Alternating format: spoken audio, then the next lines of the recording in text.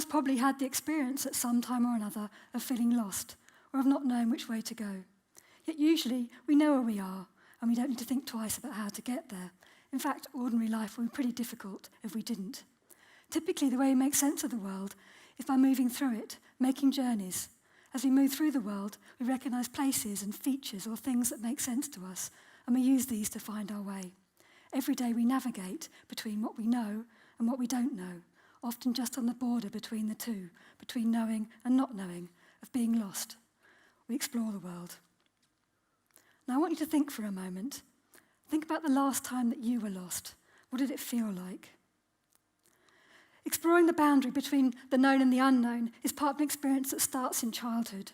When I was young, we used to have a big rambling garden, and I would happily spend hours just exploring the extents of it. Close to the house, I was still aware that I could be found and I could be heard. But as I moved further away, I started to explore the edges. And these were the places that were overgrown, that were wooded. I got to know the fences that edged onto our neighbours and the secret route at the bottom of the garden that led into a field full of horses. Climbing through this fence was always an exciting experience. It was moving beyond the limits of the world in my garden into the world beyond. I would literally get lost in these edges of my world. Time became loose, and I was an explorer. But there are many much more brave and adventurous explorers. Historically, humankind is composed of explorers. Think of Columbus. He set sail in a wooden boat about the size of a large sailboat, sailing west from Spain. He had a plan to discover India. He had a map bought from a sailor in Lisbon indicating islands far to the west. His assumption was it was the eastern part of Asia. But his measurements were wrong. The world he had measured was much, much smaller than the actual world. And so he started off with a plan which actually would not lead him to his destination.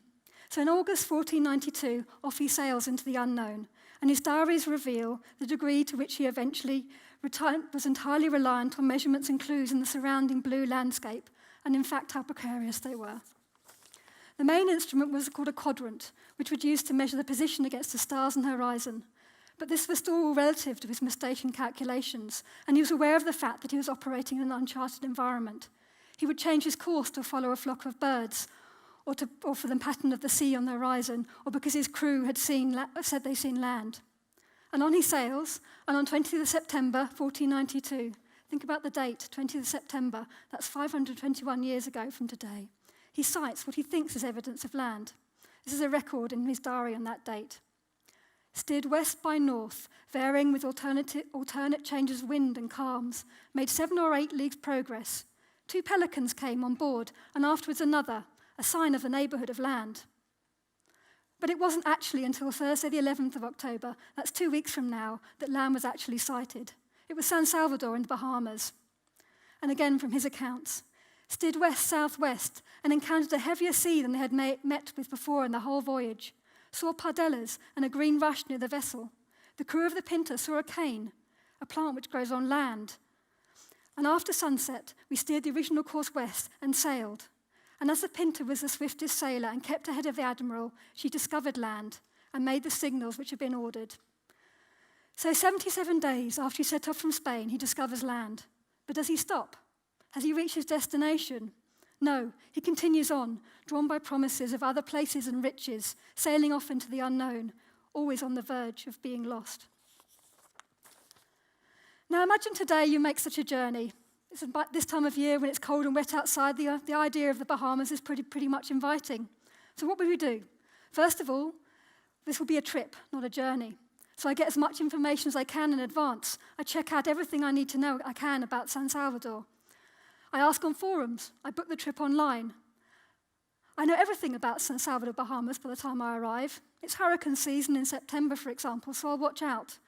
It's only a 12-hour journey, but it's split into 2 flights. With my dates, I would fly Air Canada with a stopover in Toronto. So I may enter the transit, I may pass through Canada on my way, but I'll only be passing through. And on the flight map, I will watch my plane on its arched trajectory, nearing closer and closer to its destination. And when I finally arrive in San Salvador, 24 hours after I set out, it'll probably look more or less like the pictures I have seen online. I will know it before I arrive. And where I am when I am there, it's a matter of matching the information I have sourced and online with the reality of the place and using the hotel Wi-Fi on my phone to find out anything that I don't already know. Little is left to chance. Everything is mapped out. And most probably, I will return the way I came, a retracing of my steps in time. So these days, we make trips rather than taking journeys. There is little contingency, and our arrival is already practiced before we leave. But there are still some people in the 21st century who must move through complex and unknown landscapes. In the Arctic in the north of Canada, the Inuit still to some extent have a nomadic lifestyle and inhabit frozen expanses of snow and ice. They have developed special knowledge to help them orientate themselves on this landscape. They understand and respond to wind patterns, to the shapes of snowdrifts, animal behaviour, tidal cycles, currents, and astronomical phenomena, much like Columbus did with the shifting seas. The Inuit knowledge is hard to learn, requiring years of quiet tutoring experience, and they're constantly in a moving conversation with the landscape and changing conditions. One of the ways that they learn this through a process called anajak, where children are woken by the elders early and brought out every bed every morning, told to go out and report on the wind and the sky condition to make sense of the world around them. In this way, the very activity of finding the way and orientating oneself involves engaging in a series of relationships with the surroundings in which one is travelling. But with the advent of snowmobiles and GPS, the Inuit's relationship with the land is changing. Elders lament that some of the knowledge is being lost. In a fascinating study of Inuit knowledge by the ethnographer Claudio Porter at Carleton University, he talked to an Inuit called Ikumak about this experience. And I'll read out what Ikumak said. If a young person asks a GPS where a certain place is, that GPS will tell that young person. But if that young person approaches an elder and asks where that certain place is, the elder is going to go detail by detail and then describe what is before that, not necessarily where that is. Describe this comes out first, like a bay, a point, an iniksuk, a rock cairn, and so on and so forth. As you progress, they'll tell you exactly what to expect. And the youth doesn't have time for that. He wants to know where that place is. There are some people in my age who rely on GPS because their fathers didn't sit down with them or took them out on the land to teach them where to go, how to get there, what's dangerous. They haven't done that. And over time, if you keep practicing this Inuit orientation, it's almost like a science. And maybe it is a science, as a matter of fact, but nothing written. It's just mental. It's knowledge passed on from generation to generation. And in a snowstorm in the Arctic, many miles from other people, let alone medical help, this is a life and death situation. But whether it's on our way to the Bahamas or simply travelling to work, we don't need to worry about learning skills to navigate in unknown or shifting landscapes, do we? We don't have snow like the Inuit. But we do have a world around us full of features and buildings and roads and hills and rivers that we use to navigate. In fact, like the Inuit, we are often on the move. Increasingly, we are nomadic in the way we move about and divide our time between places and cities, work and home. And of course, we have Google Maps, we have SatNav, we have access to a wealth of information. That's the great thing about these technologies and all the ways that we are connected to the world through this information.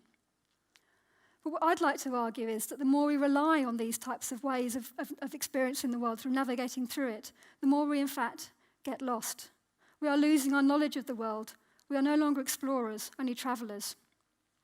Why is this important? It's not life and death, is it? We're not in the snow. Well, I'm an architect, and I'm also fascinated by the way that we interact with the world around us, the spaces and places, through technologies. I'm not a technophobe, and I actually think there's some really fascinating possibilities about how we can interact with the world. But from my research, I believe that the way we use technology currently is based on this passive relationship. Some part of our experience of the world is slipping away. Why does this happen? The key is that in order for the world around us to have meaning, we have to engage with it, whether it's the places in our everyday lives or those that are new or unfamiliar to us. According to the urban planner and researcher Kevin Lynch, who did some work back in the 60s, as we move through a city, we build a picture in our heads. He called it an environmental image. Not dissimilar to the Inuit's Anujak knowledge, but of course we don't have to go out in the morning to check the weather conditions to get it. But every day we do reference the world around us, and as we do, we store up reserves in our mental image. We start to build a picture of the world and how it fits together. But it's hard work, and in our lives, I argue we're simply paying less attention to the world around us. You may have noticed it in the dance on the pavement. If you see someone moving towards you with a mobile phone call, you have to dance to avoid them because they only notice you when they get pretty close. And when we're busy looking at our phone or talking to someone whilst we're moving around, we simply don't pay attention to our surroundings. Our attention's on the screen, on the conversation, and not on where we're going, until we have to make a decision, or we simply bump into something or someone. This is even proven in an interesting study at Washington University, where they used a technique to test out how much of the world around them people were paying attention to when they were using mobile phone devices and such. So the researchers paid a unicycling clown to move around an open public space. Afterwards, they asked people in that space whether they'd seen the clown, and 75%, that's 2/3 of the people talking on their mobile phone, claimed not to have noticed him. Interestingly, quite a few people who weren't talking on their phones also didn't notice him, so it's not just a case of the phones. But this phenomenon is called inattentional blindness. We may be physically in the place, but our attention is elsewhere, so we don't see it. It becomes blurred in our memory, it lacks definition, like a city in a snowstorm, difficult to remember. So we can shrug our shoulders and say, well, so what does it matter? But actually it can be about life and death. This is an article. There was an article in a British newspaper on the 28th of August this year. The headline was, "Judge blames sat-nav for cyclist death." And according to the article, District Judge Roger Elsey told motorist Stephen James Conlon that he had paid too much attention to his sat-nav and not enough to the road ahead when he hit cyclist Graham McGregor on the crossroads on Easter Monday this year. Sentencing, he said, "I don't believe the accident would have occurred if the sat-nav had been switched off." Conlon had been relying on in-car technology to guide him, his wife and their 2 children during a family day out when the sat-nav failed to register the 692 A68 junction. Having missed a stop sign, Conlon drove his Saab 93 straight out into the road, sending Mr. McGregor, the cyclist, flying. The 55-year-old died in hospital 5 years later. Now, I might just say this is a fault of a particular driver, but I've been collecting stories just like this for about 5 years now, and it's happening more often than we think. People are driving off cliffs, over railway tracks, turning onto the motorway in the wrong direction, driving down one-way streets. Those are the people who probably aren't like us, who don't have the argument with their sat-nav that tells them when they should be turning round on a one-way street. When we switch our view to that screen, we stop attending to the world. And as we start letting our screens to help us navigate, we not only stop thinking about what we do, we passively follow the directions on the screen. There's no motivation to make decisions or choose what to do next. And these cases, we simply didn't learn about the space we move through. It's much the same as when you use a diary to remember dates. So we might have them in our diary, but if we lose the diary, they've gone. And our memory is shared between our heads and that of the diary. That means if we used to live information to tell us where and how to get somewhere, there was a good chance that we could not do the same trick again without that information. We have not had any motivation to learn how to get somewhere because we have simply followed instructions.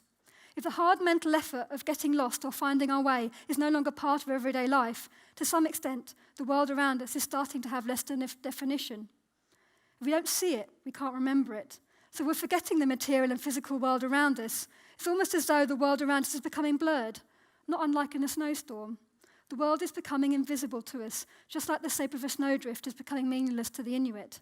And as explorers, we're losing our skills to read the environment.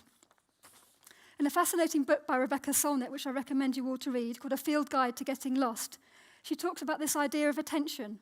So there's an art to attending to the weather, to the route you take, to landmarks and along the way. And there's another art at being at home in the unknown, so that being in its midst isn't a call for panic or suffering. So you may remember at the beginning of the talk, I said, get lost. And most of the people have thought that was some sort of an insult. Being lost is an admission of ignorance. It means we don't know something, that we want people to disappear. But it wasn't meant that way. I want to invite you to get lost, because getting lost is a fantastic experience. Ironically, in order to start to see the world again, to remember it, we need to let go of our attention to devices that tell us the way and all about the world around us. In order to stop forgetting, we need to put ourselves in situations where we have something to remember. According to the philosopher Walter Benjamin, not to find one's way around a city does not mean much, but to lose one's way in a city, as one loses one way in a forest, requires some schooling. Street names must speak to the urban wanderer, like the snapping of dry twigs, and little streets in the heart of the city must reflect the times of day as clearly as a mountain valley. In fact, he even gave a name for it. It's the art of getting lost, Irrkunst, the art of erring. I'm not arguing that current navigation technologies such as GPS are bad. In fact, I think the opposite, but that we're using them wrongly. We've got to stop following. Rather than using to find everything and anywhere, we need to put ourselves back into the equation. So what I'd like to do is give you 5 simple strategies to get lost. First of all, plan, don't follow. The key to using technology for locating and navigating is not as an instruction, but as a guide. Plan, don't follow. This means starting out with a destination, an idea of where you want to go. But once you're on that way, keep it in your head and try to steer a path. Navigate. When you're going somewhere new, spend some time with Google Street View or some other device and practice your routes. Visually familiarize yourself with, the path from the train station to your friend's house or your hotel to that interesting breakfast place. Then if you're going to stay in that new place for a while, start collecting landmarks, start tracing routes, start making lines into places. When I first moved back to the UK after many years in Germany, it was to a new city, and my first landmark there was a cracked wall that a car had driven into. That wall marked the exact spot that I needed to ring the bell on the bus. By the time the wall was repaired, it was instinct. Second strategy, allow time to get lost. Before you set off, work out how much time you need to get to wherever it is, which you can easily do on your phone, and then add contingency, say 10%. If your trip will take an hour, then allow 70 minutes. If it'll take 10, allow 11. Give yourself that extra minute to get lost. Third strategy, take new paths. Never come back the way you came. I've been working on a project where I use GPS to trace out my everyday journeys. But by knowing where I've been, I can choose to take a different route back on my return. And so a trip never becomes a there and back. It's a trajectory I trace out over time. We need to use sat-navs and mobile maps to weave out journeys to places we've never planned to visit, and then find a way back that doesn't mean retracing our steps. You can test out a multitude of options for getting somewhere. In fact, I think the times when the sat-nav makes mistakes is a time to run with it and let it lead you to somewhere you didn't plan to go. Fourth strategy, be there. Take a picture, make a comment, look around you, reference what you can see in the world to what you can see online. Technology can, in fact, help us to reveal things that aren't in the environment, the people, the places that make sense to us, the hidden memories. Hidden in the world around us is a wealth of everyday stories, and increasingly these media can let these stories become present in the space. I use Leia, for example, which is an augmented reality app, to view tweets hidden in the space around us, and it's like you can see it's an everyday conversation of different people and different words, the gossip of a place. Or use Foursquare, not to check in, but look at pictures of people have taken in the place. My favourite is Paddington Station in London, where you can sort of see all these departures and arrivals, these journeys being taken, food that people are eating, everyday stories, friends meeting. These are the stories that weave through the place, and we need to make ourselves part of it. And so my final strategy is simply get lost. I'd ask you to spend some time in the next day, week, month to allow yourself to get lost, to be in a place where you're unknown, where the end of the path has been reached and you're not quite sure how you're going to get back. Think of Columbus with his imaginary map and his dodgy measurements, setting out into the unknown with only the stars and the sea to guide him, or the Inuit who use a subtle shape of snowdrifts to find their way. And watch out for the clown, or find the stories hidden in a place, and explore, get lost in the world in order to be able to find it again. Thank you.